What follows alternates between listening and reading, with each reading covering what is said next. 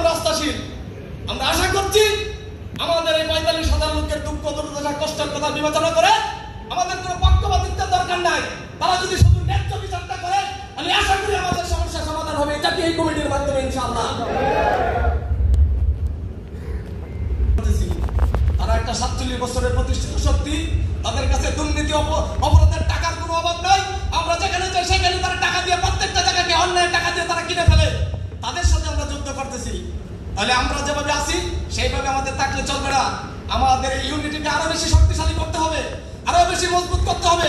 আমাদের এই যুদ্ধ অস্তিত্ব লড়াইয়ের যুদ্ধ। তারাও মনে করতেছে এই যুদ্ধ অস্তিত্ব লড়াইয়ের যুদ্ধ। তারা কখনোই আমাদের কমিটির প্রতি আমরা আস্থাশীল। আমরা আশা করছি আমাদের এই ৪৫,০০০ লোকের দুঃখ দুর্দশা কষ্টের কথা বিবেচনা করে আমাদের কোনো পক্ষপাতিত্বের দরকার নাই।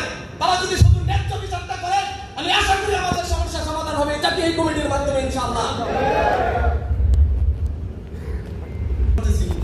তারা একটা ৪৭ বছরের প্রতিষ্ঠিত শক্তি, তাদের কাছে দুর্নীতি অপরাধের টাকার কোনো অভাব নাই। আমরা যেখানে যাই সেখানে তারা টাকা দিয়ে প্রত্যেকটা জায়গাকে অন্যায় টাকা দিয়ে তারা কিনে ফেলে। তাদের সাথে আমরা যুদ্ধ করতেছি। তাহলে আমরা যেভাবে আছি সেইভাবে আমাদের থাকলে চলবে না।